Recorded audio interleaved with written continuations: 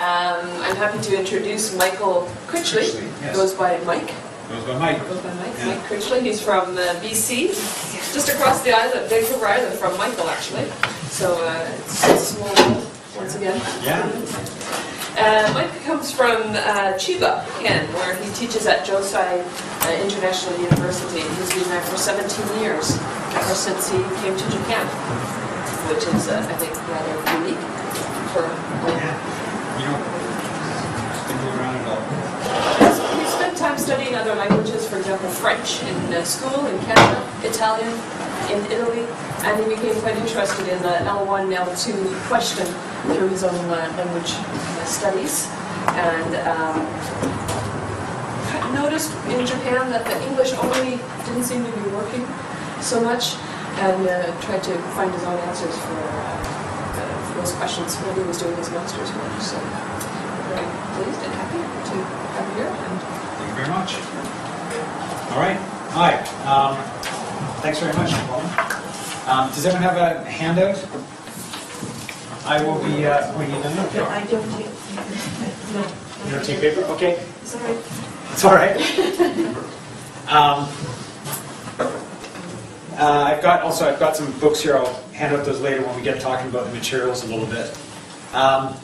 Yes, as Wilma said, when I was doing my own language learning experience, which included a year doing a teaching certificate in Florence, plus a very unsuccessful 6 months in Germany, in Berlin, where I tried learning German, but I realized now that I didn't do a very good job of it. Coming here and finding this very dogmatic stance by a lot of the teachers and a lot of the materials, particularly the materials, more than the teachers. Everything had to be English only, which in the high schools tended to be almost Japanese only. There was really no happy medium. And it really seemed like an us versus them dichotomy, where the Japanese teachers felt that not only was Japanese necessary, but they almost used it too much, and the English teachers were going the other way. So I really looked a lot into balance and what works best in what situations. Can I start off first of all by asking, what kind of levels of learners are we looking at here? I mean, how many people are university level teachers? Oh, everyone. Okay. Any high school teachers there? Or? Okay. Any kids teachers? All right. All right. That's cool, because that's something that we can.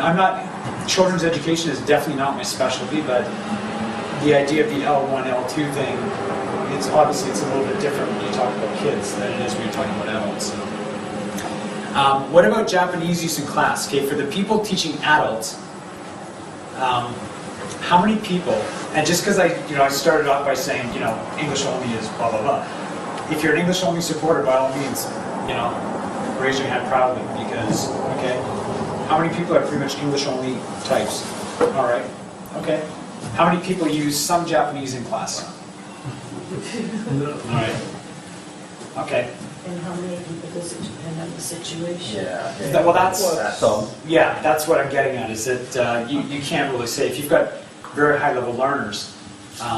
Obviously, there's a lot less need for it. Although research shows that there is a need for it, even at very high levels. But we'll get into that soon. In the first page of my little thing here. I think I've got the wrong one. In the JALT last year, it was just a fantastic title. It was Challenging Assumptions. And the English-only paradigm is probably the biggest assumption in all of EFL and TESOL history. There's absolutely zero research to back it up. And as I was saying to Michael there, that every time I do one of these talks, I always say I'll give anyone $100 if you can find even one study that is statistically valid, not just someone's opinion. Like Polio and Duff, they write papers about this all the time. But all they're doing is saying, no, we think it's better. So they'll say that all the research that's out there doesn't matter. It doesn't matter because this is just better. So, yes? I've also been aware that there is no research backing supporting the use of L2 only, but I think maybe you can correct me. Is there research that actually state that using the L2 only actually is detrimental? Using, it depends on what side of the coin you're looking at. There was a real big study done by Belinda Ho which is done in the Hong Kong education system, in the secondary education system. And she was a very, very strong English-only supporter. In fact, in that school, that technical school, English-only was the way to go. And they did a case study where in one class, it was 100% English-only, no matter what. And in a similar group of learners, they were allowed to have some Chinese support. And about halfway through in this case study, the researcher was finding that the teacher in the class was feeling extremely guilty because she could see this difference. Like the class that was getting some Chinese support, they were more, they were more of a class. They were more motivated. There was less of that, well, we don't understand kind of frustration. And so I thought that was a very telling study. And it did show, she did feel that using English only with some of those learners, not all of them, was actually doing them a disservice. And again, we get back to this idea of, there's sometimes you just got to pick your fights. Some students, again, we'll get to this later, but I might as well get into it now. What I'm going to talk about is you should do a needs analysis all the time with students and ask them, what do you want? Do you want me to use English only? Do you want me to use some Japanese? If so, in what situations? I've published studies on this, and Peter Burton, another guy who's really big into this. If you look at what our groups of students said, where they want Japanese support, it's quite a bit different. My group was mostly pedagogical in nature. They wanted just support for language stuff, but for everything else, they wanted English only. His group, they wanted a lot of just small talk in Japanese so they could get to know the teacher better, because they felt they couldn't do that in English. But they go parapedagogical reasons. So,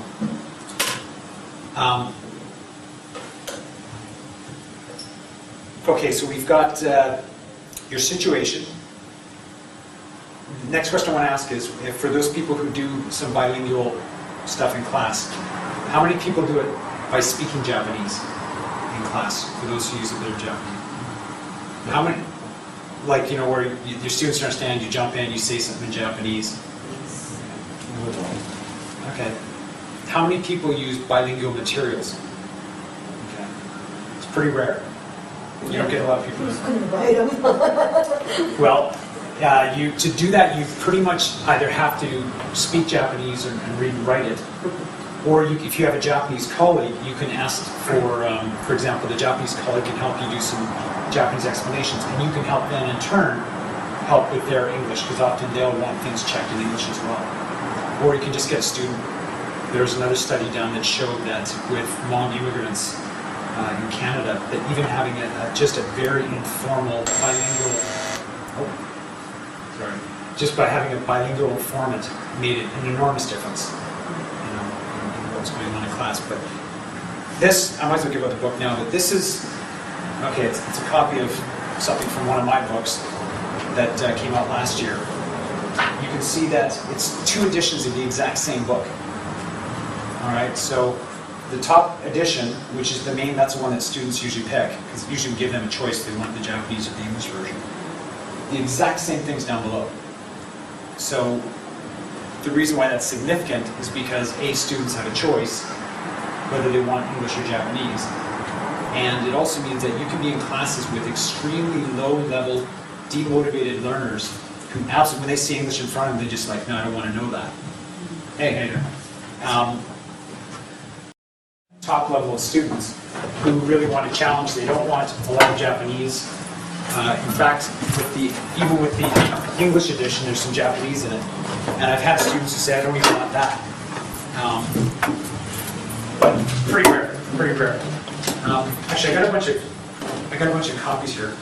We've got Japanese. Who would like a copy of the English edition? Or I could probably give both to some people. I got a few. English, okay. All right. You have the English for now. There we go. Because I don't have English, okay.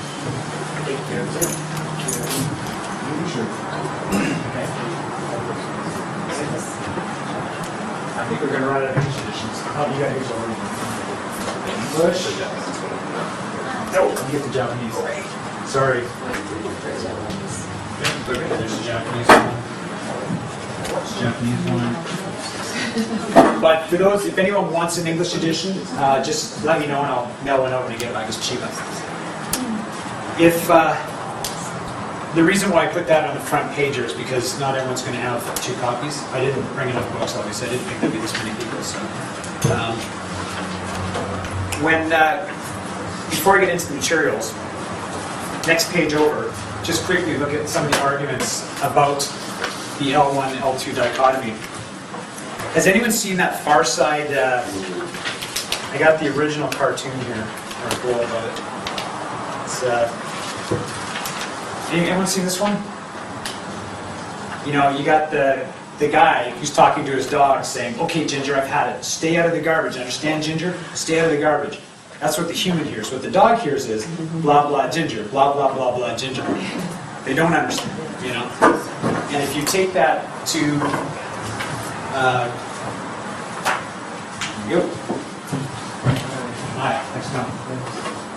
If you take that to what happens in the classroom, you get something along this line here, where you'll have teachers giving these fairly complex explanations in English. Now, when it comes to things like colors, when it comes to things like clothing, which is what a lot of English-only books tend to resort to, because they have to. It has to be things that teachers can show students. But when it comes to things like this is a present perfect continuous tense. Now it's actually not that difficult. It's actually a very well-defined tense to use. But how do you describe what it means? Because it doesn't exist in Japanese. So to explain it, teachers wind up using the tense within the explanation. And it just winds up being extremely confusing for students. They really don't get what's going on. And that's, when we talk about the need for L1 support, I think I've kind of jumped ahead here, but basically all the research that you can find, you can put into one of 3 categories. You can either look at what teachers are doing with it. In the classroom, you can look at what good language learners do, and you can look at what students need and want. By the way, feel free anytime you want to jump in, like be my guest, and we can do it. In terms of classroom pedagogy, as I said, there was that one big study that showed that even teachers who very strongly support English only do tend to use a second language support at some point. Sometimes they're not even aware of it. They use bilingual informants within the class. There'll be that one student who's really, kick ass in class. You know that they understand what's going on, and they turn around to their friends and they say blah blah blah blah blah, and then everyone understands. So, de facto, you're using Japanese in class, really, when you allow that to happen. When teachers do tend to use bilingual support, some of the rationale, one is exactly this, like this cartoon. If you look at Krashen's idea of, comprehensible input, which is partially, I think, valid. I don't think it's as valid as some people like to think it is. Krashen had this idea of, what was it, I plus 1 or whatever it's called. Like, you've got a certain inter-language level, and you can just go, oh, that this must mean this. You can make these connections when you are just at that, pushing your level of understanding. When you're dealing with students, sometimes using a little bit of Japanese can bring them on board again so they know what's going on. So that's one reason to use it. Another one is preventing pragmatic failure. We've got that student in class who's freaking out because you've asked them, when's your birthday? And they're like, they just don't know what to do. No matter what you do in English, you're losing them. And that's called pragmatic failure, and it's one of the most demotivating things that you can do to a student in front of their peers. By using a little bit of Japanese, they won't even register it as being Japanese. They'll just see it as being they've been able to do something. But again, you're scaffolding them. Once they've learned how to do something once, then you gradually bring it to English more and more. Again, the whole idea is that it's a support thing, but it's not all you should be doing. It's pushing them from where they're at to gradually being able to do everything in English, or most things in English. The other thing is it avoids excessive negotiation of meaning, which is, that's a huge one. I bet you any money, if there's people here who have done their master's through one of the British programs, somebody here has probably done back channeling and these kinds of analyses, for negotiation of meaning. Is it Bill Pelloway? I know how to say his last name. He's presented here before, I think. He's quite out there. He does a lot of research and stuff. He's names all over the place now. And he did a whole bunch of transcripts of these negotiations in class and realized that they don't usually work. Most negotiation meeting in class is unresolved. Students don't get what they were asking. It just doesn't work, and it's an enormous waste of class time. You know, when I first got here, I think, well, the first woman I ever dated didn't speak much English, and I didn't speak much Japanese, and pretty much everything we said was talking about language. It could be the simplest thing, like, you know, what did you have for dinner last night? And next thing you know, well, how do you say this in Japanese? How do you say this in Japanese? Everything becomes, you're kind of missing that communicative purpose. You're immediately getting back to grammar and vocabulary, right? And again, if you're talking with a student in English and they've just got a small problem that is not easily resolvable by, of course you try in English first. It's this, do you know this? And they go, work on that. And then you say, boom, you say it in Japanese and move on. If it's a conversation, for example, you're practicing how to invite someone to do something, you know, call someone up on the phone and ask them to go out, setting time and place and stuff. You don't want to subvert every conversation so that it becomes a conversation about vocabulary and grammar. Using Japanese can do that, can say that. We'll get into that a little later about how that works. The last one's called immediacy. This is one of the coolest things I've ever seen in the research. You don't often see this in T-cell research because it's actually educational psychology. But there's a construct called immediacy. And what immediacy is it's the psychological or even the physical closeness between people. And what they found is that when learners feel close to the teacher, when you have more immediacy, it promotes motivation.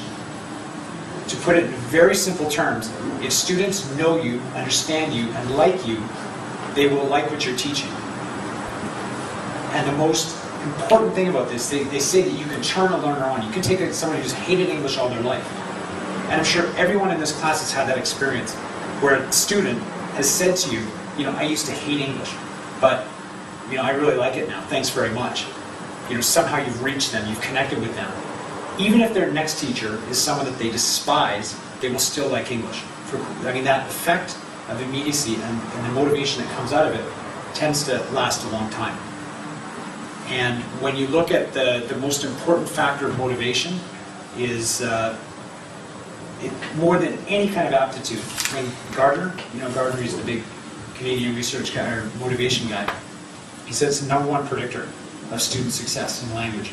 It doesn't matter how good they are at any of the other stuff. If they're motivated, and motivated doesn't just mean like the Japanese sense where it's like, I want to speak English, I really like English. Motivation, the most important part of motivation, means they're willing to get in there, get their hands dirty, and really do the work that's required.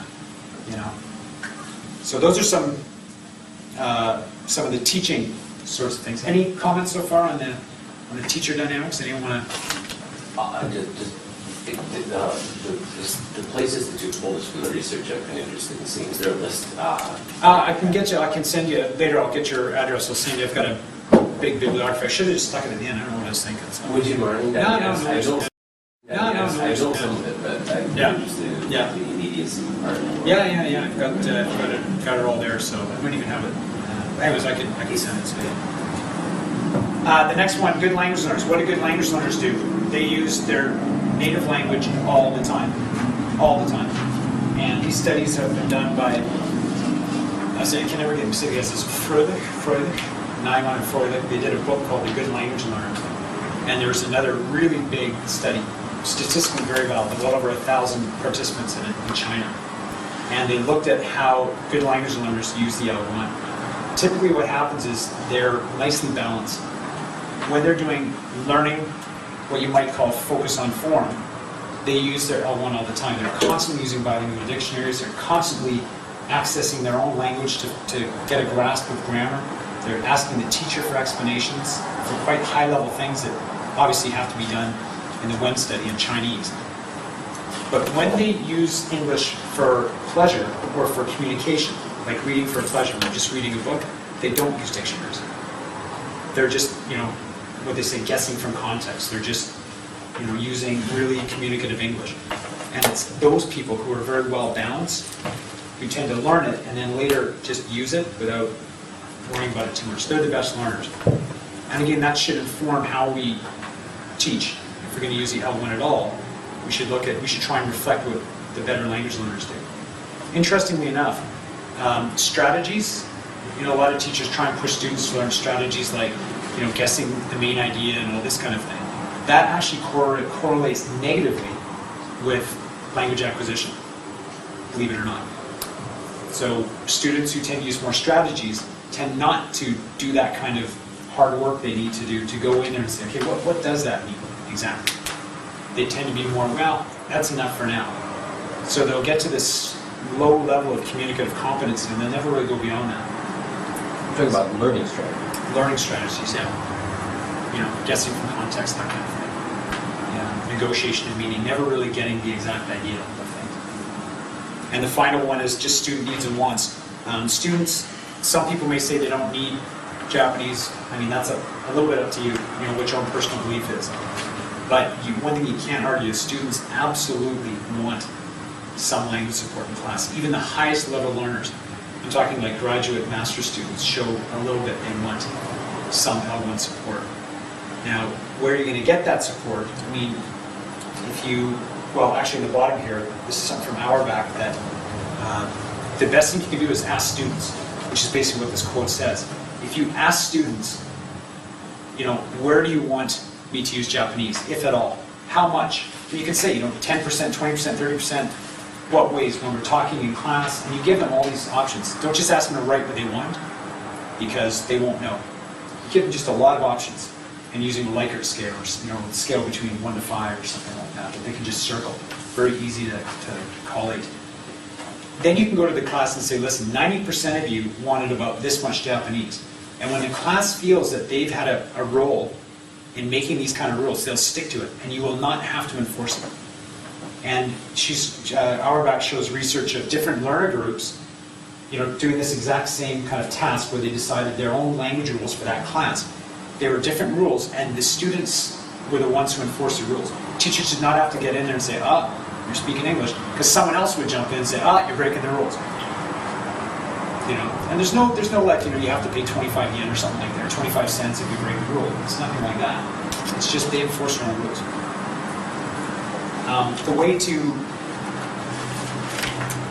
do this, if you go to the next page, this is something else that if people want this, I've got like a 4-page needs analysis. This is typically when people who are doing their in-service TESOL and stuff like that, when they get a needs analysis form, it tends to be the objective stuff. What content do you want to learn? I would argue that asking them how they want to learn, and these kind of classroom dynamic questions can be equally as important, if not more important in some cases. So for example here, it's got, how do you want me to use Japanese when I'm explaining instructions with new expressions, talking about myself?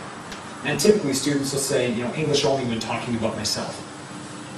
I get maybe 5% of students who will say always, for using Japanese. But the vast majority are somewhere in there, sometimes. And again, it's often it's not necessarily higher level learner dynamic there. Often it's just the lower level guys, they want it just as much as the higher level people. And I mean, when you talk about strategies, for example, what's the name again? Badia, or it's a her actually, Badia Lafa. I'm probably saying the name wrong, but I'm pretty sure it's a woman. I'm pretty sure. It's one of those things where you just don't know when you're reading all this research, but I think it's a woman. And what she found, she's done a really good job of trying to put numbers on, for example, for reading, what's that called again? Graded reading, with graded reading and this kind of thing, and learning from just guessing from context, this kind of thing. She's actually put numerical values on this. And even at high level, graduate level students, they speak English absolutely perfectly. They're not all that successful at guessing the meaning of words from context. Because you need something ridiculous, like 98% of the running context you need to be able to guess. Has anyone heard of the Clockwork Orange study? It's kind of a good one. It was done, I think it was done with native speakers, but has anyone read the Clockwork Orange or seen the movie? It's a phenomenally cool movie. And Sorry, I think I'm out of books. Oh, no, I'm not. Oh, wait a minute. I got jackpot. I got some more English editions here. Does anyone want English edition? Anyone got stuck with a Japanese one and wants English one? There you go. You got one? Thanks. Yeah, I got one. All right. There you go. English? You all right? Okay. And it uses basically it's a Russian dialect. So like when you're watching the movie, he says, me and my droogs. And there's all these words that he uses over and over and over again, but there's no definition of those words anywhere. But when native speakers read that novel, by the time they finish, if you give them a vocabulary test, they'll know what a droog is. They'll have a pretty good idea of these words. And it's actually a real Russian dialect. I think it's the same thing with the Smurfs, isn't it? The cartoon, the Little Blue Man. I always say Smurf for every verb. Sometimes most of the nouns are a Smurf. I'm going to Smurf this Smurf, but people can guess what the meaning is. Yeah. I mean, people are very creative in figuring out what's going on. But again, like a native English speaker is getting back to the Clockwork Orange thing. They know exactly what's going on, but they don't get every word. It's also there's a dynamic of frequency, how often the words show up, and just how clear it is from context what it is they're talking about.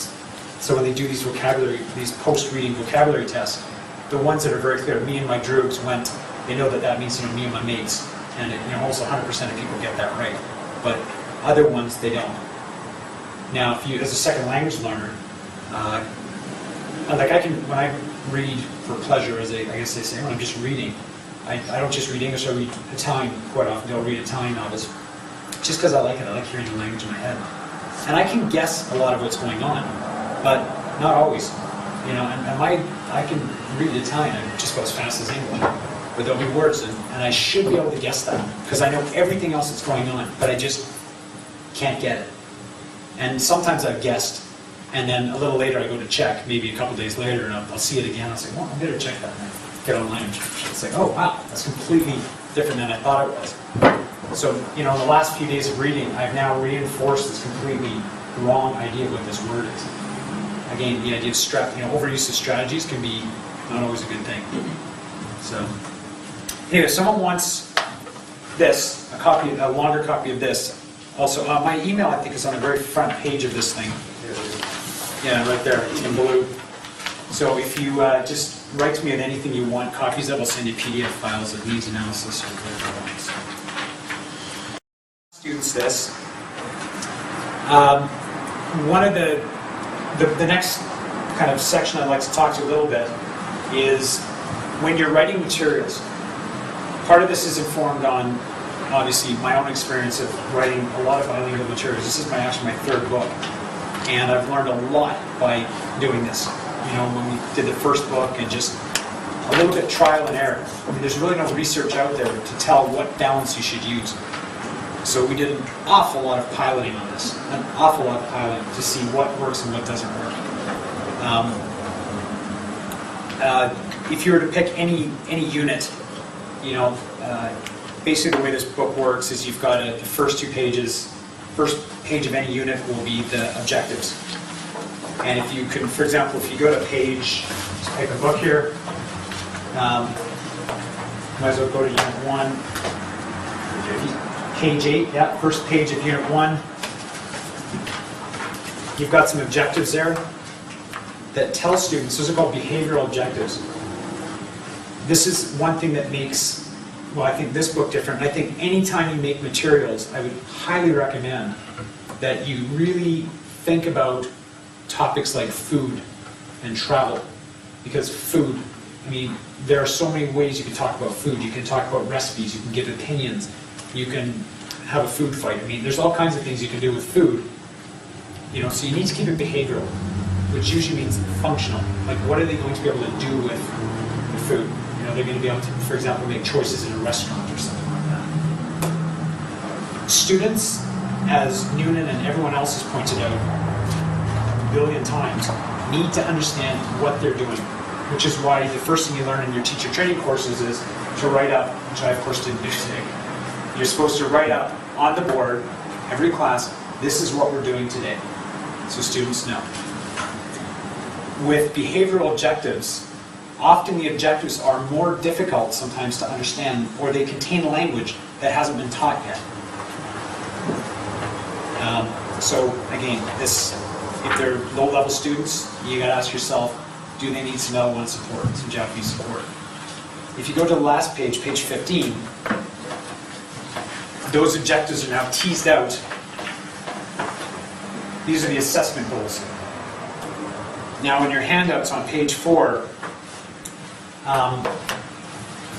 I put them side by side. The objectives, the first objective is basically just what am I going to be doing? But it's too general to be an assessment criteria. You need to break it down so students can see, the sub-skills, the sub-functions of what they're doing. My question to you would be, what level would you use English or would you use Japanese? For this gentleman here, I think you're an English-only guy. How can you ensure that your students? I'm not trying to challenge you here. I'm just asking, what do you do to make sure that they know that not just the topic, but what they're expected to do with it? And maybe I repeat the ideas or the instructions several times. Yeah. And they're written out? That would be orally, or then to supplement that, then I might give them a printed out the explanation. Yeah, I think that's very helpful. If you've got a motivated class, they can use a dictionary, they can figure it out. This is the assumption that they can read better than they can hear. Yeah, which is usually the case. What's your take on students actually not understanding but keep on going? Like for me in my class, I'm not so worried whether the students understand or not. Frankly, I've been learning English and I'm learning Japanese now. In my Japanese class, honestly speaking, sometimes I understood like 30%. I was quite satisfied with that. Yeah. And I think my students are going through the same thing. What's your take on this? That's a big question. That gets into tolerance of ambiguity. How much are you willing to not understand as a learner? I think the use of the L1 really, I agree with your argument, but in a sense, you're sort of not helping the students develop tolerance by using the L1. Yes and no. I think that overuse of the L1 certainly doesn't do them any favors. But again, you need to pick your battles. If you look at how the teacher uses Japanese, how much is in materials, and how much students use it. My argument, and my biggest argument in this whole thing, is use bilingual materials to do all the Japanese support, so that you don't have to use it in class so much. You don't really have to speak Japanese. If everything they need to understand is right there, you can just go on knowing fully that even the lowest level students know what they're supposed to do and they have access to the information. But in terms of, okay, I got a good one. We had a teacher named Brad, it's an American fellow, and he was a very English-only kind of guy. And we used to argue about this like crazy. Now, Brad had been in Japan about 4 years, and I think he could probably order a glass of water in a restaurant. That was about as far as Brad's Japanese. But he was adamant. No, students, it's up to them to understand. I refuse to use Japanese in class. It's not good for their learning, blah, blah, blah. So JOSI, my university, offered free classes for the foreign teachers who wanted it. Now, they chose a teacher who would do it, and it turns out she didn't speak any English. She really didn't speak English, but she was going to give her time and teach Japanese. And at the table, Brad was the first guy within about 3 minutes, like throwing his things down, going, I don't get this. Well, what does this mean? Like completely turning to English. And so later I said, yeah, I heard about your class, Brad. I hear that you use a lot of English. Well, it's because she didn't help us with English. Why can't you get it? And he's still, no, but in my class, I refuse to use Japanese, or let them use Japanese. So in spite of this incredibly frustrating and unproductive experience he had, I would argue that the person to ask is your student. Just ask them, how much they want to give. And often by doing things like that last page, needs analysis, what you're doing is sensitizing them to just what it means to use L1 as a support. You know, how are they using their own language, which is instructive. And arguably, that kind of meta-linguistic talk, you're not going to be able to have those discussions in English. That kind of real ideology level stuff has to pretty much be done in their language. You know, well, why did you do that? What was the reason why you chose this instead of this? Why did you feel you had to do this when we've already learned it in class? Why didn't you just take a chance with it? You know, next time try this, and then you encourage them to gradually break away, so that when they're using the L1, they're doing it in a very productive way that reflects the way the good language learners do it. But yeah, I think you have to ask them, because your tolerance of ambiguity would be different than theirs. All right? Fair enough? Anyone else? Okay. Yeah. What do you think about like the detailed objectives versus general objectives? If I give a very kind of very basic general statement about what the class is going to be about, the students can usually have some foggy idea of what the class is about, and then through each step know what they should do in each step. But if it's all explained in detail in Japanese and they have a whole image of the class, but then they don't necessarily need to listen so closely to each step along the way, because they can just sort of figure out what's going on. Yeah. So that's kind of another element. I just wondered what you thought about how much they need to know at the beginning of the class. I think that reflects, is it Jeremy? Jeremy. Jeremy. I think that reflects what Jeremy's saying, is that, and I agree with you. I mean, the thing you don't want to do is make sure you have to understand every single word. Because as I'm talking here, people will be thinking, oh man, I shouldn't have had so much beer last night, or well, who knows, I got to pay my phone bill. People are going to be drifting in and out anyway. Even native speakers don't pick up every word. You know, we just select what we want to hear. So it's unrealistic to expect your students to understand it. That's part of this, getting them to tune in on what they need. So yeah, I wouldn't stress out about it too much. But when it comes to objectives, the initial objectives, like you said, if you just give them enough so that they know what they have to do. And sometimes that can just, like for example, giving them the thing about, you know, calling a friend and asking them out. You can say, in this class, and you can do it, say, okay, bring, hi, it's Mike. Do you want to go for ramen? Blah, blah, blah, and have that mini conversation. And say, that is today's lesson. Do you want to go for ramen? Blah, blah, blah, and have that mini conversation. And say, that is today's lesson. That's enough of an objective. It doesn't have to be explicit. You can demonstrate it. The only reason why you want to do it in materials is, for example, for the students who haven't come to class, or students who are away sick for a couple weeks, are not dependent on the teacher entirely. They can do it, you know, from the textbook. They can look at it and go, okay, this is what I have to do. I would argue that more than the objectives, the thing that you really want to make sure students understand, unless you want them to really hate you, is on the right-hand side, the assessment criteria. When students go into exams feeling that they've been disadvantaged in their marks because they don't understand English that well, they will freak out.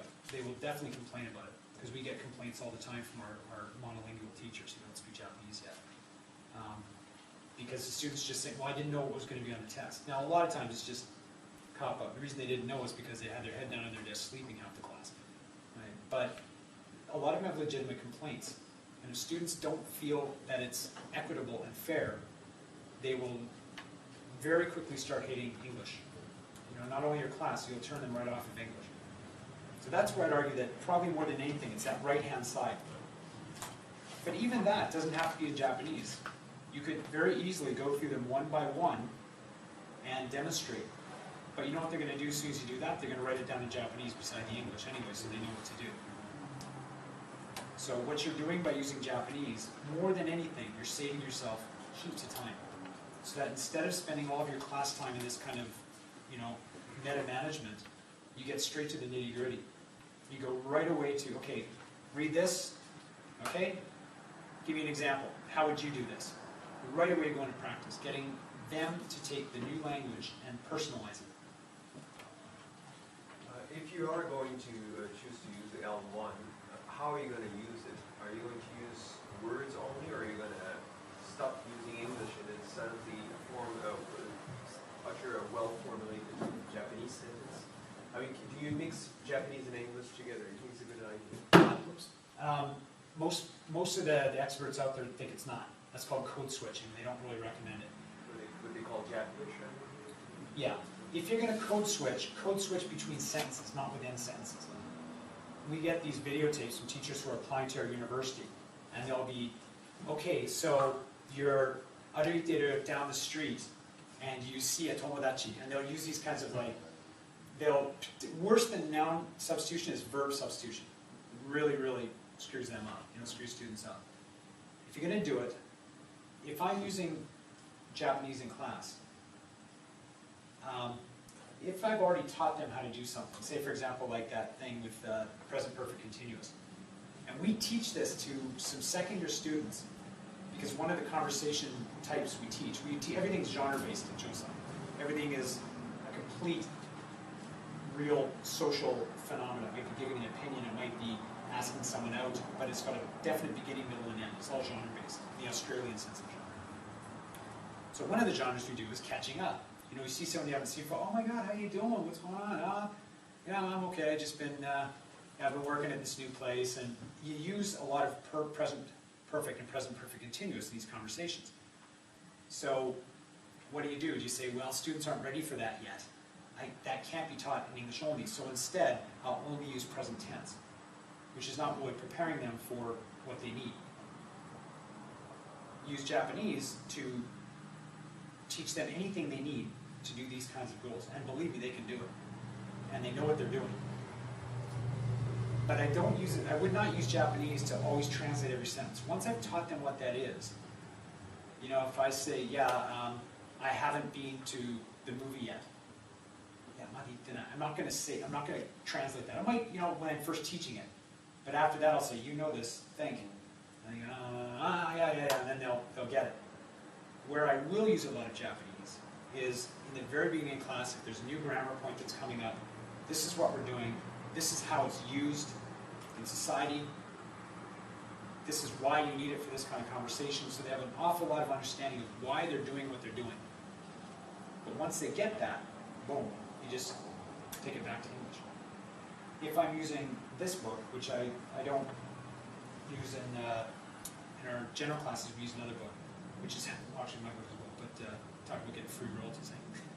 So, I write a book, we use it at our university. For this classes, the lower level classes that are using the Japanese version, I do not take an explanation and then redo it. It's a complete waste of time.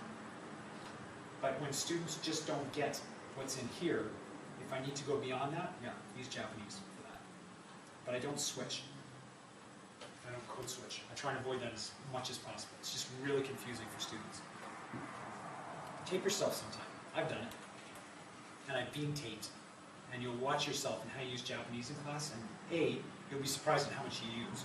You use way more than you think you do. And funnily enough, there's people who are learning Japanese, who have just kind of come to Japan, they're just starting to learn Japanese, use it even more than, because they're so happy they've got this new tool, right? So they use it all the time. Okay, not everyone, but they'll use it a lot more than they're aware of. And that's what I think they do in a lot of teacher training courses. They'll put a camera on you and they'll say, now let's look at what you've done here. Why did you use Japanese for this? You've already taught them this in English. What's the point? And just self-awareness. Okay? So objectives.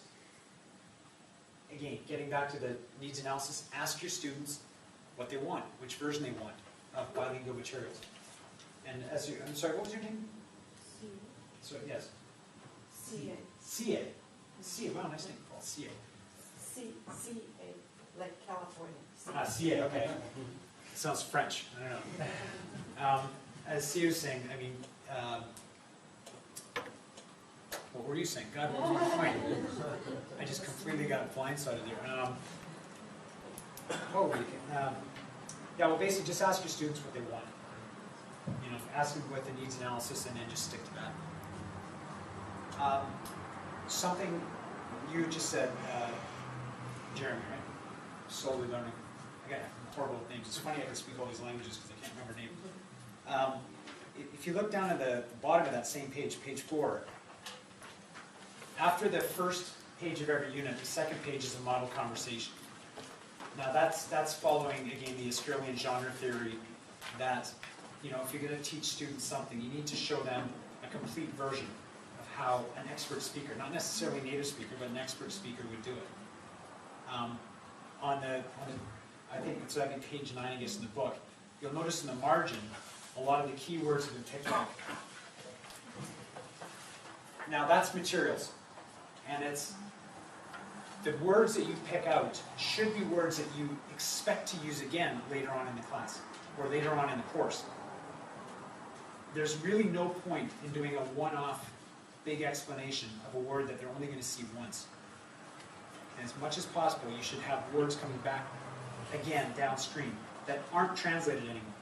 Again, that's how people learn, just by seeing things in new context. And you only need to see it like 3 or 4 times, and you'll have it super deep, and they'll be able to use it and everything.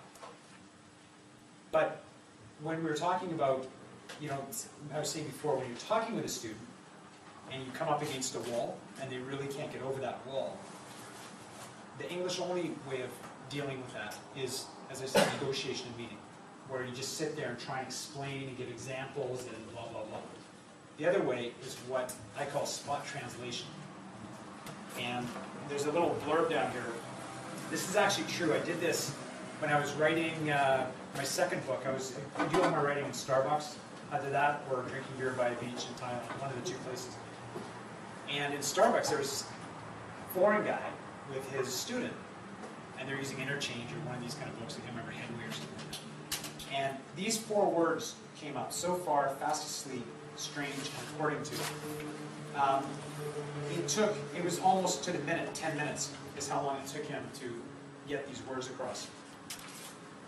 Which are the ones?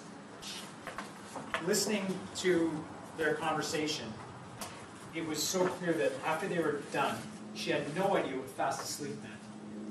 She thought, it seems to me that you went to sleep fast. And according to, absolutely no way did she understand what according to meant. And it's a very abstract thing, according to. But if you were to say in Japanese, again, I'm not that good in Japanese, but I mean, if you were to say, like, how do you say according to? Mitsuite? Niyoruto, that's right. Niyoruto. I think, naruhodo ne. Boom, they've just got that in 5 seconds. And then you say, okay, well, give me an example. You make an example. That's how people learn. This guy instead, you make an example. That's how people learn. This guy instead spent 10 minutes going through 4 words, 2 of which he didn't understand. And that, if you look at classroom transcript research, is exactly what happens in most teachers' classes. Students are nowhere near to understanding what teachers are trying to explain. But it's an enormous drag in your class time. So, again, spot translation in Japanese, just a quick boom, this is what it means, and then right back to what you're talking about. Yeah, there are times when that is going to be more effective, like according to. I use a lot of drama. I love acting, you know, like the difference between go to bed and go to sleep. And I think they learn more quickly by my acting than through a translation. All right. And I mean something like kiru, I mean, how do you translate? Translate what? Like putting on clothes, wearing clothes, the difference, you know. Yeah. Well, So you can explain the difference. I mean, in Japanese, but in Japanese. yeah, but if you can do it through miming, whatever, that's great. What I think I'm it's saying fantastic. is there's not a way of doing it. Absolutely. Translation is one way, and there are other ways. Absolutely, absolutely. Okay. Well, what I said in the beginning, and I think it's that we're actually talking about, we're on the same page here, is that you try it first in English. Obviously, I mean, you know, the first thing that happens is, but it's when you come against that wall and they really don't get it. Just a quick one will fix it. But if that works, I think it's fantastic. And it's more fun. It's more fun, and it's got that kinesthetic aspect to it as well. Yeah, which exactly. Is great. I mean, that's another thing, having to appeal to the different senses. Yeah, true. What I could get from CA's idea actually is probably culture building. Like CA students probably got used to your method, so they learn best like that over the years, you know. But at my school, for example, the principal, the principal really pushed that idea of using English only. And right now, over a couple of years, the students actually get angry when I use it a little bit. Well, not angry, but sort of irritated if I use what they perceive as too much Japanese. Yeah. So I think it's need analysis, maybe, but maybe the students don't quite know exactly what they really need. And in CA's case, it's a good example of a teacher creating need, I guess. Well, in terms of methodology, if you take 5 different teachers with 5 different methodologies and give them very clear objectives, a good teacher will be able to get their students to the same level with all the different methods. I mean, you just got to do what you feel is right. And as long as you're good at it, you'll be successful. And that's backed up by research. Wildly varying methodologies are all successful as long as the teacher's good at it. In terms of English only, again, it depends on what you're asking students to do. I mean, if the curriculum is largely a vocabulary grammar-based one, then yeah, I mean, you can do whatever you want, really, because it's a much simpler thing to do than asking them to do more holistic, task-based stuff. As for miming, Mario Rinvolukri, is that right? He was giving a conference in Spain, and he said, someone brought up this exact thing about miming. He said, try and mime although. So there are some things that just... No, that was exactly what my point was. Yeah. That Nyoruto is necessary, perhaps. Yeah.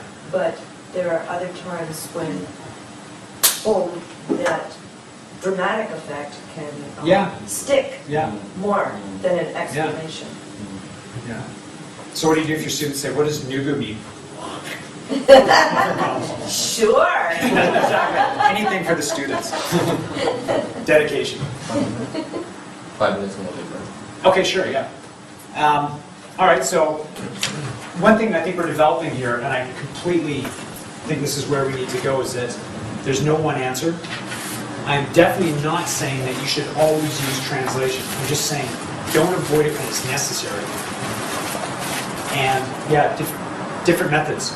Everything from TPR to miming to translation to whatever is necessary. And the point is well taken that for things that are very concrete, you can use very simple things like there's no need to say, this is a home. You don't have to say that, just point at it. This is a book. But Michael Halliday said that he gave an example of someone showing a picture of a tree that was actually a willow tree. He wanted them to know it was a willow tree. But some students, when then quizzed later, they thought it was a bush. Some people thought it was a different kind of tree. Some people didn't even know he was teaching a tree. They thought he was teaching, I wanted them to learn the word for branch. So what people get from, even from pictures that you think are very concrete, is not always concrete. All right, so, and there's another factor involved there as well, and it's a guy, or Guy Monica, down in Nagoya. He's really quoted in this field a lot. And Weschler's another guy too, and they get really up in arms about this kind of thing, that you look at first-year students' curriculum sometimes. It involves, colorful cartoons of people wearing clothes, colors, time, all this kind of very concrete stuff. And the reason it's in the book is so that they can sell it all over the world without having to worry about translating anything. There's nothing explicit. But good luck trying to have a conversation with someone as an adult when all you can do is tell about the clothes you're wearing, what kind of manga you like. Very, very simple, concrete things. It doesn't work like that. Using some L1, explicit explanations for explicit explanation, is that redundant or what? Yeah. For particularly grammatical things, allows you to do much more advanced stuff. And just before we go to break, got again another true example. My last serious girlfriend here. This is not like an expose of my dating habits, but I was quite seriously involved with a Thai businesswoman I met here in Japan. And she spoke great English. She did her master's in Australia, so her English was really up there. And at my first time in Thailand, we'd gone to this food court. Now, I didn't know much Thai at that point. I know a lot more now. I've gone to school and stuff. And I said, wow, this is way better than I thought it would be. that's a very difficult thing to say. So how do you say that in Thai? I don't know if I can say it now. It's aroi gua tikit in Thai. Aroi means delicious. Gua ti, it's a comparative to kitten. It's better than what I thought it would be. Now I can say, well, wow, she's way cuter than I thought she would be. Wow, that was way more fun than I thought it would be. All of a sudden I could say all these things that as an adult I wanted to say. So I was able to say, how do you say this, something I want to say? I still can't tell time and time. If you ask me what time is it now in Thai, I have no idea. I have to use English. Because I just haven't found it all that necessary to learn colors and time just yet. But I have found it very necessary to, for example, ask friends to go out with us and more social adult functions. But by using English as my first language to say, what is this, and try and make sense of it, once I get it, well, I no longer think in English for that. If I want to say something that I already know in Thai, boom, it just comes out in Thai. Just like it does in Japanese or Italian, whatever language I've learned. There's that process of going from English as a support to that. And again, it's just one of the roles of L1 for more complex stuff to get you away from having to teach concrete stuff. It's just one role. Break time? Okay. One more question. Okay. In your own experiences of studying languages, Yes. were the materials bilingual or only Actually, I'm going to get into that a little later too, but every book I've ever used to study a second language has been in English at lower levels. I've got an advanced Italian book that I think it's in, I don't even know what language it's in. I just read it because I just want to get the information so I can use it. I'd be hard pressed to know if it was in, I think that book's, I know I've got one that's in Italian, but you know, I can read, I know what subjunctives are, I use it as a reference book, but if I were trying to learn Italian from it, subjunctives, when you're coming from an English background, good luck trying to learn. It's called the congiuntivo in Italian, and it's brutally difficult. It's just, there's 2 verb systems for everything in Italian, and trying to get my head around that one. Actually, what happened in I took a first-year Italian class. My first degree is in actually medical genetics, believe it or not. That's, I'm a science geek at heart, and I needed a language credit. So I'd taken French, and my first girlfriend, I looked back more expose stuff. My very first girlfriend was an Italian-Canadian girl. And so I learned how to say, where's the bathroom, and I learned how to swear from her dad and stuff like that. So I thought, well, I'll take Italian as easy credits. And it was about halfway into the class, it was just a 3-month night school kind of thing. I asked the teacher, how can I say, like, I think something? And he says, you can't say that yet. Well, what do you mean I can't say that? Well, you don't have the grammar for that yet. Yeah. Because in Italian, e means is. You can't say penso che e. You have to say penso che sia. You have to use congiuntivo. You have to use a different verb system. But you don't know that yet. That's at the end of the book. So just to say, I think, fill in the blank, I had to wait until the last unit of that book. Because that's the way that grammatical difficulty, when syllabuses are determined by grammatical complexity, and pretty much every textbook in the market is, I'm proud to say this one isn't, because I just hate that kind of stuff. That's what happens. You're forcing your students into these little, the only things they can learn. So, anyway, break, and break. Okay.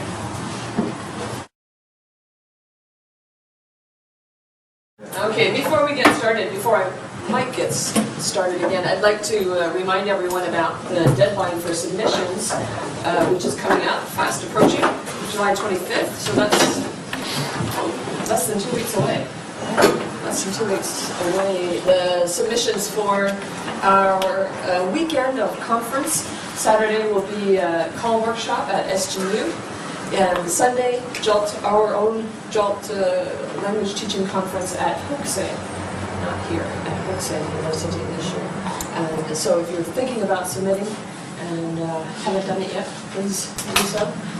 Will, at the same time, we don't want to mention about October 20th. October 20th is? The joint event here at Hokkai Gakuen. Thanks, Lord. Robert Korshen from the University of Waterloo. That's right, that's right. Thank you.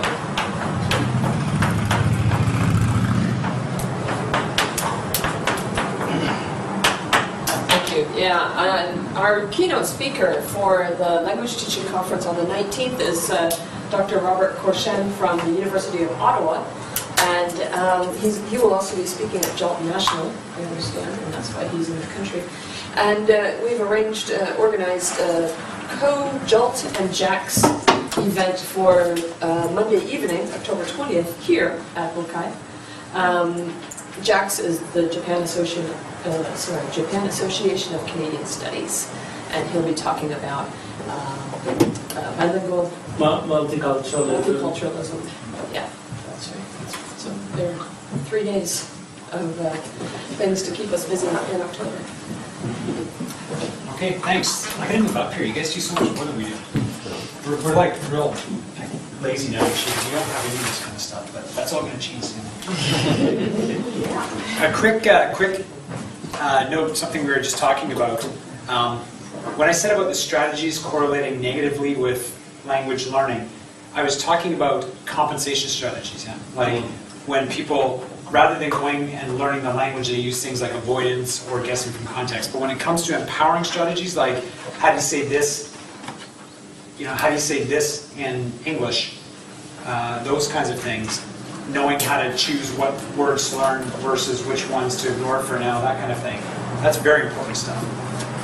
All right, so that's not all strategies are waste, right? So you're saying compensation strategies only can be a negative effect toward language acquisition, but if it's used in conjunction with. Well, basically those strategies that students use to avoid actually getting down and learning the language correlate negatively with language acquisition. So that's very specific kind of strategies, compensation strategies, as opposed to ones that allow them to actively learn the language. For example, actual phrases like, how do you say this, and I don't understand, and could you repeat that again, please? These kinds of more strategic strategies, strategic competence. Okay? All right, so I'm going to fly through a little bit now because we've already covered a lot of this stuff. Basically, page 5, in the book, after every, if you were to look at, for example, page 8, page 8, page 9, the first two, the next two pages is called language focus. There's a lot of Japanese in this section of the book. The reason there's 2 reasons. Number one, classroom management, or getting the book out of the classroom. Using the L1 for materials means that you do not have to be teaching students everything all the time. It allows students to take materials home and study on their own. If you look at any textbook by any of the Western publishers, they can't do that because there's just no explicit instruction. There can't be because they're only using English. All right, so it allows students who have missed class or maybe who haven't gotten something to be able to go home and study. Number 2 thing, we've already talked about this, the content issue. Using the L1 allows you to teach whatever they need. And on the bottom page 5, there's a unit on taking a taxi. The guy says, here, let me help you with your bag. Let me is surprisingly difficult, okay, because there's no real exact translation in Japanese. Plus, in English, if I say if you're my big boss, I say, here, let me have your book. That would be quite rude. But if I say, oh, let me help you with your bag, or I'm doing something for you, let is quite polite. So there's a whole social dynamic involved with let. It's not just a simple translation. And that we were able to teach, and they get it right away. And then they're using let all the time because they find that to be an incredibly useful little thing, right? So again, use Japanese if there's something that is high level that cannot be demonstrated, right? That's a place for it. Okay, next page. This is a little bit of an activity here. Page 6 of your handout. In the communication focus of the book, which is the next 2 pages along, where the genre, for example, if it's asking somebody out, it looks at the functional side of what they're doing. It kind of breaks the conversation down for them so that they can then put it back together. All of the activity instructions in the book are in English. So if you're looking at, for example, page 12 and 13, they're in English. And the reason why they're in English is because when you're teaching something like this kind of like conversation practice, odds are they're going to be doing that in class, and you can demonstrate an awful lot of this.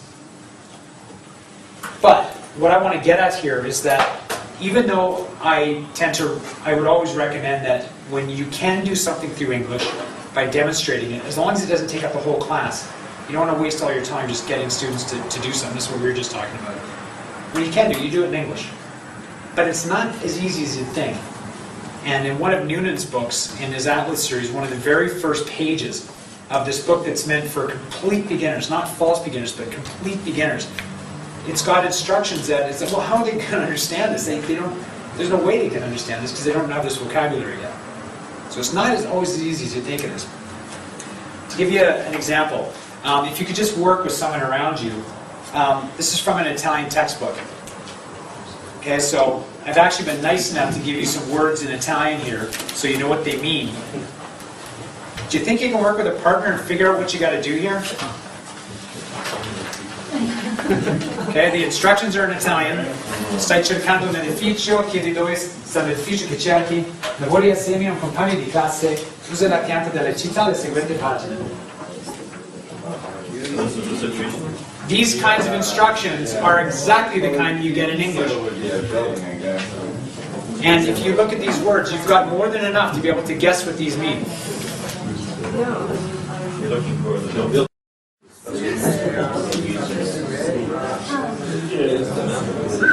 Has anyone figured out this one? Usa la pianta della città nelle seguenti pagine. Okay, if you want to know the English instructions, they're right there.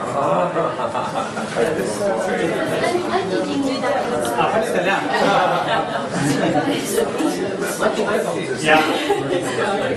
One of the instructions is use the map on the following page. In Italian, okay.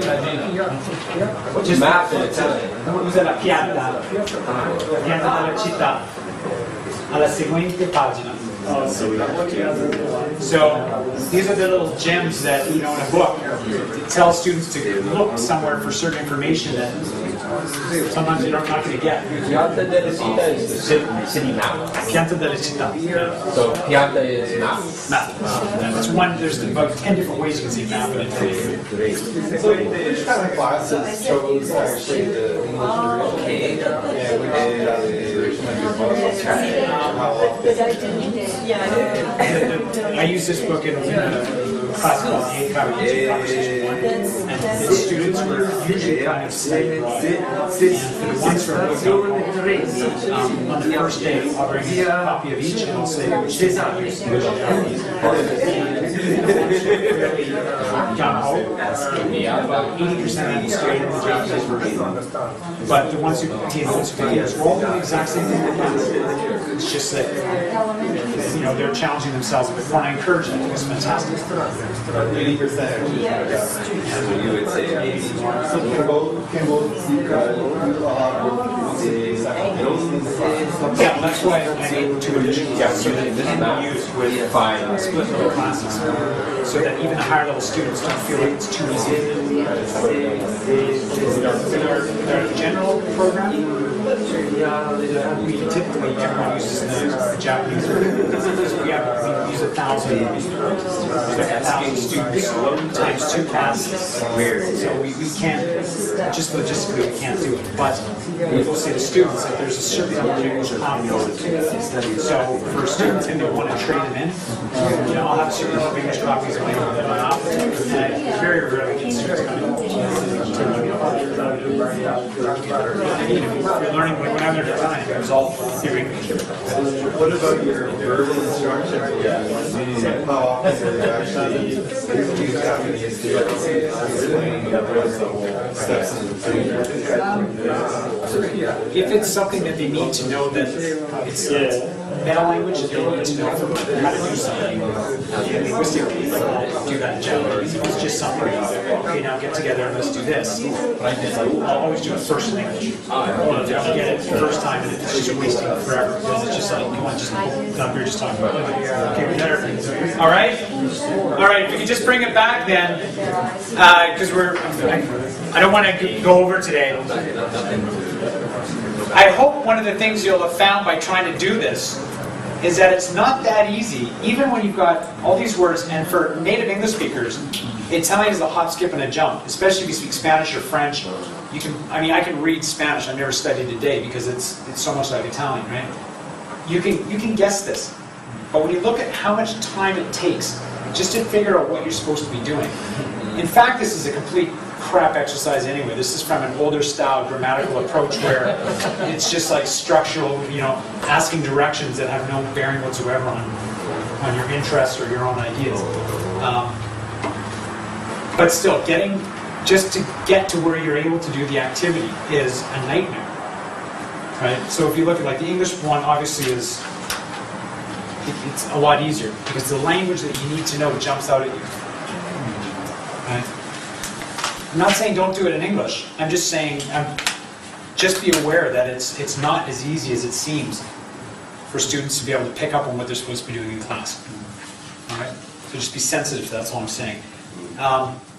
The last thing on that page, in terms of linguistic difficulty, on page 14 and 15, where you get to the self-assessment, on page 14, for example, you've got, say, for example, a split-level class. The very bottom is something called a challenge role play. That's called a strategic role play, is what they're called. And that's where you throw a twist in the role play that they have not practiced for. It's completely spontaneous language. And again, you let students choose whether they want to do that or not. And more advanced, or you encourage students who are really, this is a cakewalk for them, doing this kind of work. If it's, because you do get those students sometimes who are assigned to your class who are way beyond. But you don't want them always doing different stuff. They don't like that. They feel alienated. They want to do what their peers are doing. So you just challenge them with something like this. Now this goes beyond the idea of Japanese or what have you. One of the things you'll find if you go through, particularly with the grammar sections, for example, with this book, there's something where they have to plan their own trip. They have to either go to the internet, it's in the language focus section, they go to the internet, or they go to like a travel agency. They actually have to plan their own trip. So they're not just memorizing this one conversation and repeating it verbatim. What they're going to be able to do is have a conversation where they're going to be interacting with a foreigner and talking about these real ideas they have in their head. So they can learn how to say, I'll probably, or I might, I'm going to, and really have an understanding for what that means. And I think one of the messages that I'd like to leave you with, and I've still got a little bit more blogging to do, but when I say, you let your materials talk for you so that you can keep things in English. But the whole point of using L1 support, of using Japanese support, is to get your students so that they've learned the basic functions that they need to have real conversations. And then you take them one step away from that, and you let them do it. For the assessment side, it should all be in English. And they will understand when you say, listen, this is now assessment. I want to see how well you can spontaneously use these things you've learned. How much you've practiced, how much you've taken it on board. You cannot use Japanese when you're speaking with me on that. Just like if you're sitting with someone beside on an airplane going to Canada, you'll be very lucky if they speak Japanese. Okay, if it's to and from Japan, maybe, but you have to be prepared at some point in your life to just get by with only English. And when students are doing these kind of role plays, all kinds of spontaneous stuff happens. So they'll stick to the script in the sense of, they'll go through what is appropriate. If it's, for example, asking a person out, there comes a point where they have to hang up the phone. So they have to eventually say, listen, I gotta go, I'll see you later. Okay, I'll see you on Wednesday, they'll confirm plans. But what happens in between? There's an awful lot of spontaneous stuff going on. And you made the point, I think it was you, wasn't it, that at the end of class when you say, well, look at what you were able to do, all in English. Students really get geeked on that, they like that. Because most Japanese students are incredibly self-conscious about their English ability. They're incredibly, what's the word I'm looking for? Unconfident? Is that a real word? They're not confident. They lack confidence about their ability to speak English. And when suddenly you say, well, look what you were just able to do. You just talked for 10 minutes in a way that's completely appropriate. Ruth Weinrib was the one who said that motivation is born out of pragmatic success. When students actually see what they can do in English, there's nothing more motivating than that. And sometimes you have to say to students, look what you're able to do. Patch, patch, patch, good for you. Pat on the back. Right? So all this L1 stuff that we're talking about, eventually, of course, you're cutting them away from that. Just like all the vocabulary in the boxes on the side, when that comes up in later units, it's not, you won't find any more definitions for it. It's already been defined once. When it's recycled and they see it again, maybe they'll look for it, but they might not have to. They'll have a feeling for what it means, and they'll kind of they'll kind of remember more or less what it means. L1 is a scaffold. It's not a crutch. All right? If you use it if you know why you're using L1 and your students know why you're using it, it's a scaffold, which comes from this whole idea of, it's a Vygotskian idea of like when you build a building, you start off with a scaffold outside, and you gradually remove the scaffold as the building gets built and can stand on its own foundation. That's what you're doing with students. The L1 is just a support, but again, it's not a crutch. All right. I think that's, in terms of, there's a few, like on page 8, okay, I'm going to go and blatantly try and pin my book here, but if you do ever wind up using this book, there's a support site.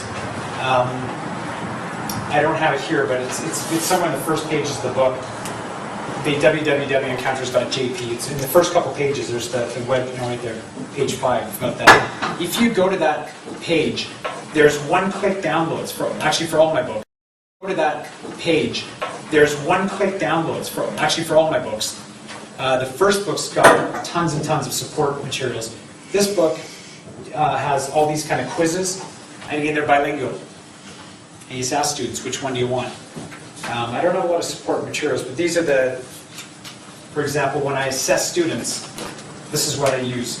And again, I'll give them whatever one they want. So if I'm speaking one-on-one with a student, they know exactly what I'm going to be checking them for. So they 100% feel that it's fair. They never say, well, I didn't know what was on the test. How was I supposed to know? Well, there it is. You know. And students who have been given these kind of materials, not necessarily exactly this, but the Japanese version of very complex genre-based materials, have gone home. I was telling a story about one guy who had missed the first almost 3 weeks of class, and it was that unit where they're catching up. It's incredibly complex. My first 2 books are way too complex because I love the woman I wrote it with. It's my boss. She's like this Brazilian Japanese woman, but she loves grammar. Oh man, does she love grammar. And so it was always like, we need more, we need more, we need more. So these units are just huge. But this kid went away, and in like 3 days, he came back and he passed the speaking exam. Now that's significant. It wasn't just like a bunch of grammar points. He was able to independently go through and learn how to have this kind of conversation. He did a fantastic job of it. But he couldn't do anything before. Right? So, and the final page, page 12, these are just some like recaps, using a needs analysis, for example. Japanese support, as much as possible, should actually work towards student autonomy. Rather than, you were talking about we were talking about the tolerance of ambiguity and that. L1, again, should allow students to study on their own as much as possible. The L1 should allow you to use adult communication goals.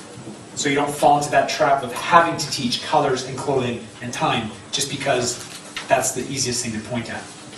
You can teach very complex stuff. For example, you can teach inviting, you can teach all these kind of functional things. Just wrap it up in a big package. Like if you're teaching Italian, you could teach someone greetings, you could teach them compliments, you could teach them how to invite, and you could teach them how to make a date. And then just wrap that all up in a situation where you're in a supermarket and you start talking to some girl in Italian. Hey, how you doing? You ask a question, maybe how much is this, or whatever. You can really, especially for younger people, you wrap it up in things like that are kind of playful. These kind of nampa situations or something like that. And they go, oh wow, that's maybe they'll never do it, but they won't forget it. And if you're going to teach invitations, it's just as effective to do that as it is to do some real dry kind of gapping sort of thing.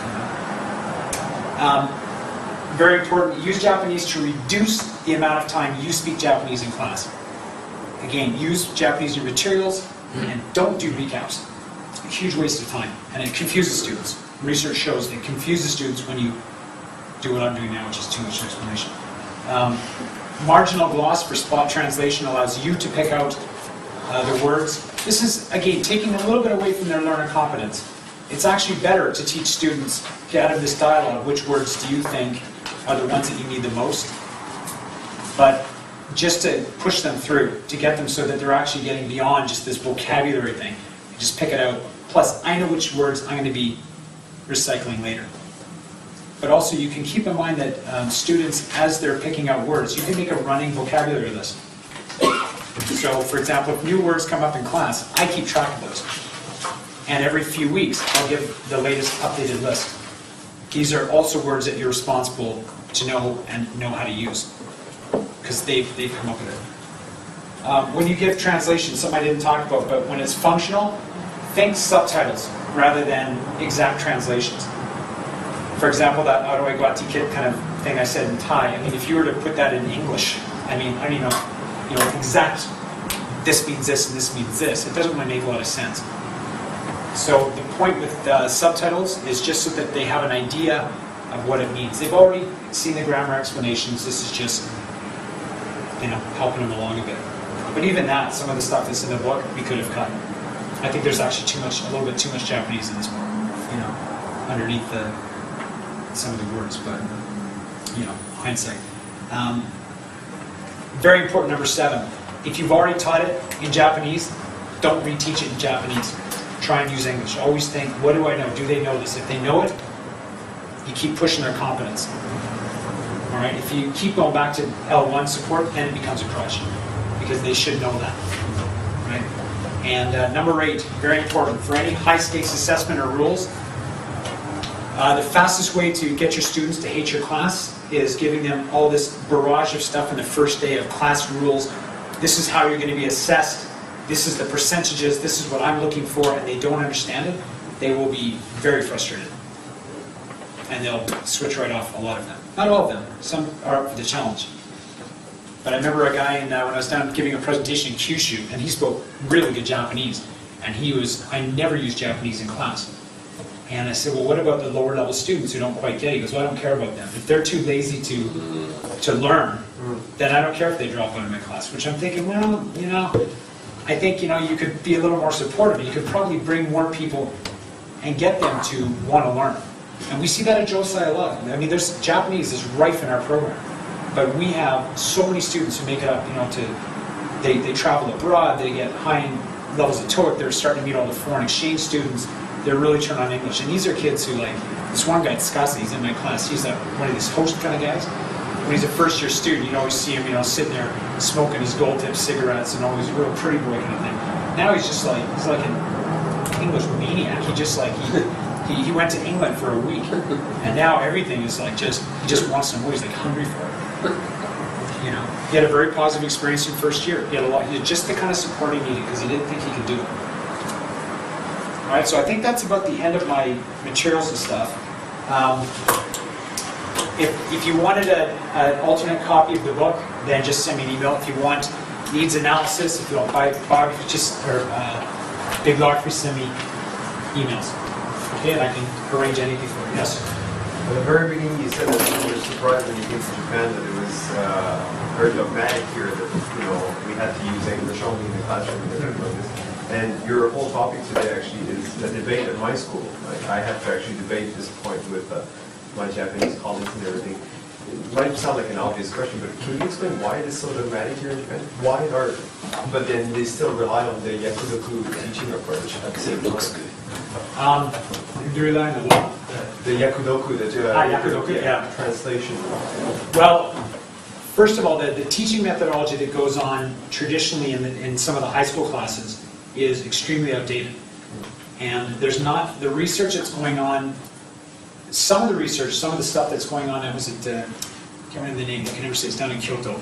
Kyoshisha? Is there a university called Kyoshisha University? Doshisha. What is it? Doshisha. Doshisha, yeah. They're the guys who are pushing all this whole task genre-based stuff. They've taken it straight from the Australian First Language Literacy Program, and they're now using that and pushing the limits on that. But, for example, one of my colleagues, she's a Japanese teacher, she's trying to find a PhD thesis. She's done all of her coursework. And she was so excited because I'm going to do it on the audiolingual approach. Well, you might want to rethink that. That's been gone for a long time now. You know, but she thought, no, in Japan that's very popular, but it shouldn't be. You know, it certainly should be something you'd want to write your PhD on. When it comes to the dogma of it, what some people have said, and I've seen evidence of this with guys like Brad, when you get these guys who have been here for quite a few years and they've not really learned Japanese, sometimes saying English only is a coping device. It really is. It's a way of not having to learn Japanese. Because the day that research and teaching methodology says, you know what, teachers who can speak their students' language when necessary, not all the time, but can jump in there and do things, actually are more successful than monolingual teachers. And there's kind of evidence out there to show that.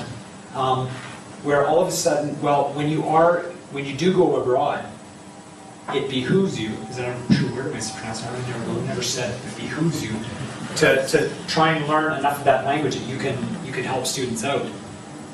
That's going to mean an awful lot of work for a lot of teachers who come here for a year just to make a quick buck and go home. Of course, when you're in multilingual classes, a year just to make a quick buck and go home. Of course, when you're in multilingual classes, you can't know every student's language, and it's a complete waste of time to constantly be doing that. But those classes tend to be in ESL context, which typically students are, they're more motivated, they have more access to resources, bilingual resources outside of the classroom. But even there, with this big study done back east in Canada, having bilingual informants to just come in and just kind of mentor these people, hugely helpful. But the dogma, a lot of people, that's what they're saying. It's just because it's just assumed English only is this best. dogma, to me, it seems that it comes from Japanese, English language teachers, not from foreign language teachers. I think foreign language teachers are much more willing to actually use Japanese in the classroom. Now, yeah. But the Japanese English language teachers, they often scolded me in my school. Mr. Bashar, you cannot use Japanese in your classroom. You are a native speaker. You must use English all the time. Do they use English all the time? No. See, there's the problem, is because that's another huge debate where in Japan, what often happens, particularly the ELT situation, is that the Japanese teacher is considered to be the English expert. We'll do all the teaching, thank you very much. Your job is just to repeat what we tell you and give good model of pronunciation. But that's been really harshly criticized, because the best models are the Japanese teachers, who usually are phenomenally good at speaking English, but they think, well, it's a waste of time if I speak English. We need to get them to the exam, so I'll just use Japanese. A Japanese person speaking English in class would be a much better model, because it's, as they say in Japanese, it's tozan. It's just like, of course you speak English, you're a native speaker. I mean, it's no big deal, right? Okay, 10 more minutes. Yes? I'm teaching English teaching to the students who wants to be a teacher. Oh, great. Okay. I use English only in the class, and I introduce the kind of methodologies developing 20th century, beginning from translation, grammar translation to the communicative language teaching, including task-based and project-based kind of language teaching. And then, the second half is more like a comprehension-based approach. And once I start kind of teaching that kind of methodology, the students that complain that their English level is not good enough for, they're using only English in the class. Maybe if you do this kind of presentation, maybe you got a criticism that English teacher, like a native English teacher, not good enough to use Japanese effectively. That's very true. There are some teachers who don't have enough Japanese they do more damage than good. I mean, it's true. Again, some of these videotapes we get of teachers, it's like, oh man, you shouldn't have said anything. You should, because the students are just completely lost because they're making mistakes. They don't know how to speak Japanese well enough.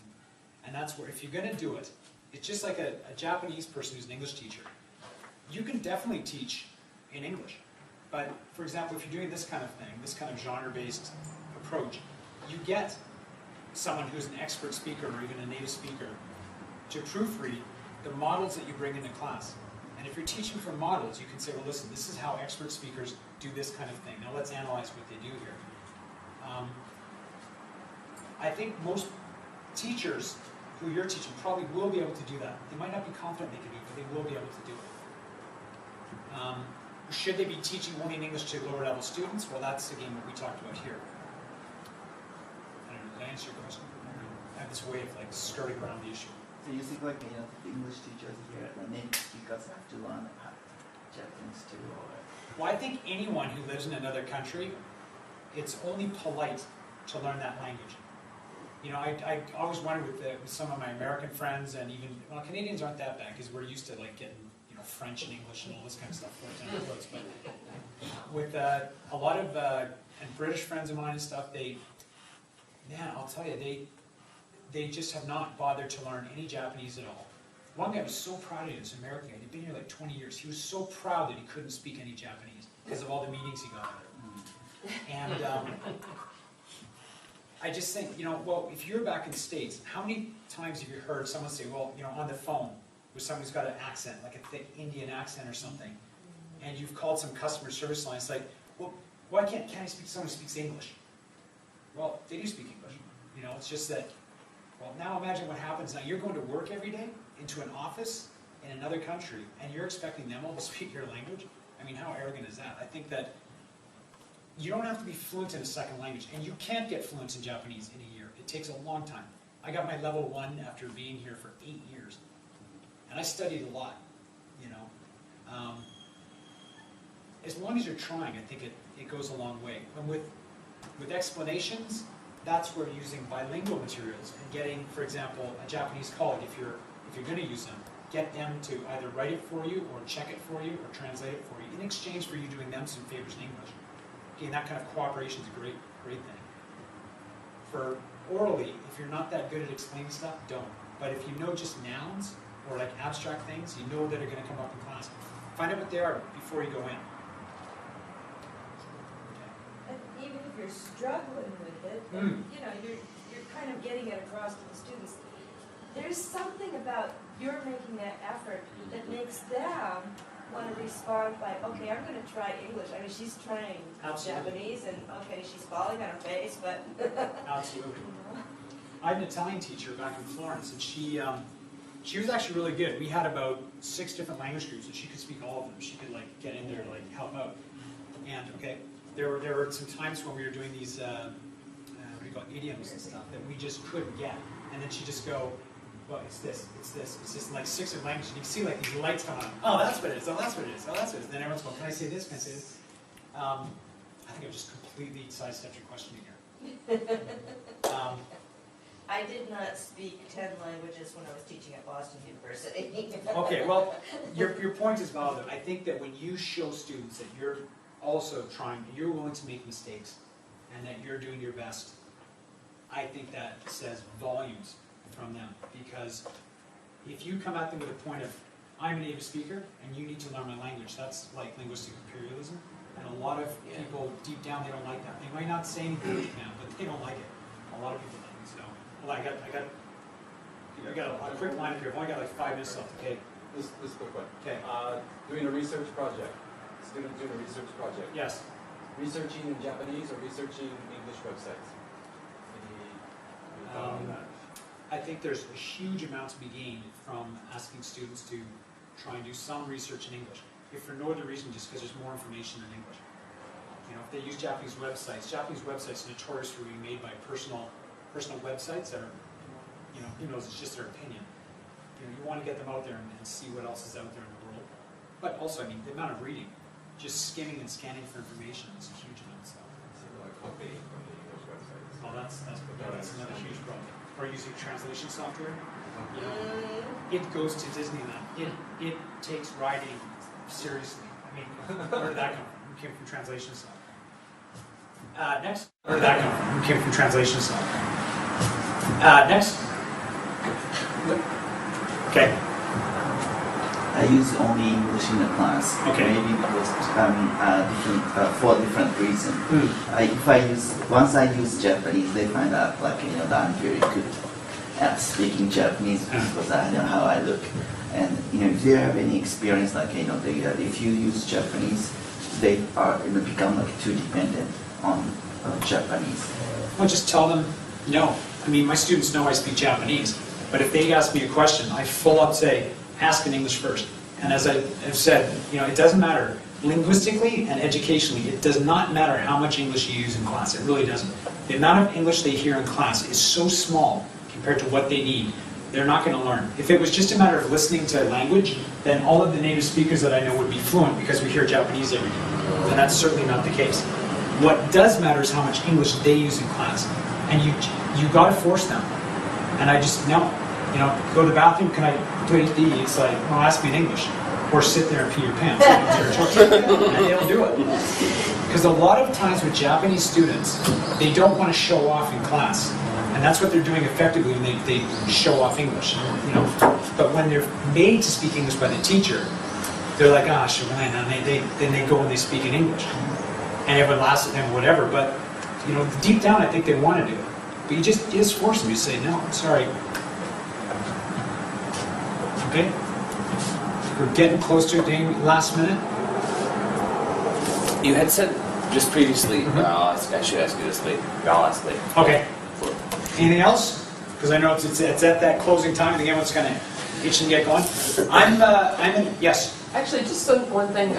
I teach at the same school that Hitoshi does, and one of my students is in your class, and she mentioned you saying, when I hear Iguchi-sensei speaking in Japanese, it sounds really strange. But after, since April, because she's a first-year student, since April, she's gotten used to, hearing English from you, and so now she's fine with it. That's okay. So, yeah. My friends like put them in an English mode. That's I'm right, quite happy with that. I think that, again, for the Japanese teachers, you're a Japanese national? Okay, I think when Japanese particularly speak English in class, I think it's wonderful. I think it's really encouraging for students. But I speak English in class all the time. If you don't, they'll fall asleep if you're speaking Japanese because they don't have to think. And switching back and forth sometimes is good because it kind of wakes them up a little bit. But I use a lot of English in class because if I'm using Japanese materials, I feel that I don't need to explain everything in Japanese. And I think, that's what they're there for, right? So, yes. I have a question about Japanese teachers. Yes. My supervisor was telling me that Japanese teachers should use Japanese only and teach grammar explicitly, but native speakers should teach English in English. So they think we should teach in a separate, totally different way. Yeah. And I don't think it's very good, just like you said. Yeah. So I was wondering how I should talk back to my supervisor. Don't get yourself fired. I don't know what to suggest. You could tell your supervisor, he or she, that the research on this subject it's so pronounced that the dominant language, as much as possible, you should make an English environment, even if you're not a native speaker. If you're Japanese who speaks English, particularly if you're not a native speaker, you should be using English as much as you can. When you're teaching grammar, if it's already in the book, you don't need to teach it again in English. Neither does a native teacher in your class with you. If you've already taught the present perfect, you could just as easily get them to come up with their own examples. In Japanese text, it tends to be very repetitive. A lot of like structural, like this Italian thing I just did, a lot of that kind of stuff. You can save so much time and teach them so much more effectively just saying, okay, now in a group, I don't just want you to come up with a sample sentence. Because if you say that, students will just make a grammatically correct sentence that has no meaning whatsoever. I need to know the context you're going to use it. I want you to give me the full situation and what you're trying to say, and give me your sample sentence, or your sample mini conversation, whatever you want. Do that. You can do that. You get them, you're talking to them in English and go, that was great, yeah, okay, well then you can answer them back in English. You can do that just as effectively as a native speaker can. Your boss is wrong. But again, just be careful how you say that. Okay? I'll be getting his resume and email. You got me fired. You got to give me a new job. There's also the idea of role models. I think it's so powerful for students to Absolutely. see Japanese teachers or just people in general, Japanese, who can communicate in English. I've heard that And I from think that's students. really, really And vice powerful. versa, when foreign language teachers are actually trying to explain something in Japanese, Yeah. it's a role model for the students themselves. Yeah. That's right, for language learners. Bilinguals, I mean, if you listen to bilinguals talk, I was at a party and there was an Italian, a Japanese, and me, and all three of us spoke everyone else's language. So the language was constantly flipping. Whatever we felt was most appropriate for the time. So I'd say something in English, and then I might say something in Italian because it just fits better, and then but everyone understands. That's the way that people typically talk, right? And so if you're an English speaker and using some Japanese in class, that's actually natural approach. As long as, again, just think support as opposed to crutch. There's just something wrong about thinking that a certain language is illegal in a certain context. Yeah. It's not right. Like, Yeah. ridiculous, ridiculous. But if the students make the rules, and again, this gets back to that little quote I have from Auerbach, if students are making the rules and they support it, it's great, as long as they're making the rules. But if you're, forcing them to do something, you got to figure your class out. I mean, I think you're saying, that every group's different, and you have to feel your class out. If your class seems like the one who enjoys that little bit of strong arm, what language is that using? And I do that too. It's not, what language is that? If they're doing a task and I hear them yak in Japanese, is that English? That doesn't sound like English. They they turn to English. They need that kind of support, I think. But pressure should come from them more than from you. I'm going to be here. Well, I think we should finish it up now because I know some people got to get going. If anyone would like to go for to wherever locally is Hokkai and get some beer or something. Not that I need any more beer after 4 days in Sapporo. I think I've been to every bar that exists here. And I have my soup curry and everything. I feel like a real Hokkaido guy. They don't have that now where I'm at. So, if you want to go for a quick bite, you can talk with this or whatever. I'd be happy to hang out with you. I'll hang out here for a little bit longer if people want to stay and ask questions. Other than that, thank you so much for having me. I've had a wonderful time. It's been a great audience. But you have been. It's been good. Some of the questions have been just really led me to exactly where I needed